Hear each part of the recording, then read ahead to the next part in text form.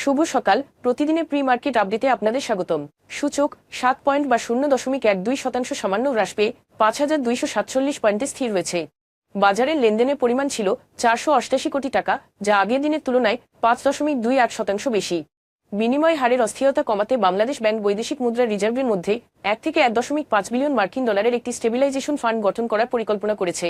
এই অর্থ তারল্যের চাপের সময় জরুরি আমদানিতে অর্থায়নে ব্যাংকগুলিকে সহায়তা করবে, যার লক্ষ্য কৃত্রিম ডলারের মূল্য বৃদ্ধি রোধ করা। অ্যাডহক পদ্ধতি নয়, বরং এটি রপ্তানি উন্নয়ন তহবিলের মতো একটি কাঠামোগত প্রক্রিয়া হিসাবে কাজ করবে।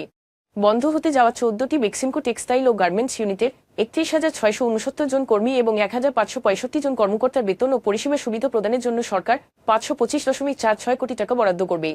এর মধ্যে 325.46 কোটি টাকা অর্থ বিভাগ থেকে আসবে এবং 200 কোটি টাকা ঋণ দেওয়া হবে শ্রম মন্ত্রণালয়ের কেন্দ্রীয় তহবিল থেকে। 9 মার্চ থেকে ফেব্রুয়ারি পর্যন্ত বেতন পরিশোধ শুরু হবে। লঙ্কা বাংলা সিকিউরিটিজের একটি জরিপে 2025 সালে রাজনৈতিক অস্থিরতা এবং তারল্য সংকট বাংলাদেশে পুঁজিবাজারের জন্য প্রধান চ্যালেঞ্জ হিসেবে দেখা গেছে। একটি জরিপে 34.7% উত্তরদাতা স্থিতিশীল সরকারকে বাজার প্রবৃদ্ধির চাবিকাশক্তি হিসেবে দেখছেন, তবে বিদেশি বিনিয়োগ নিয়ে উদ্বেগ রয়ে গেছে। মুদ্রার অবমূল্যায়ন এবং রাজনৈতিক অস্থিতিশীলতাকে প্রধান প্রতিবন্ধকতা হিসেবে উল্লেখ করা হয়েছে। আর্থিক সংকট, ব্যাংক অ্যাকাউন্ট জব্দ এবং আসন্ন সম্পদ নিলাম সত্ত্বেও এই স্যালন কোল্ড রোলড স্টিলের শেয়ারের দাম 10 দিনে 140% বৃদ্ধি পেয়েছে। ঢাকা স্টক এক্সচেঞ্জ একটি কারণ দর্শানোর নোটিশ জারি করেছে, কিন্তু এ বৃদ্ধির কোনো মূল্য সংবেদনশীল তথ্য এখনও জানা যায়নি। কোম্পানিটি এখনও 2024 অর্থবছরের প্রতিবেদন প্রকাশ করেনি এবং এর 9 মাসের মুনাফা গত বছরের তুলনায় 53% কমেছে। তা সত্ত্বেও এটি টানা 2 সপ্তাহ ধরে শীর্ষ লাভজনক শেয়ার হিসাবে স্থান দখল করে আছে।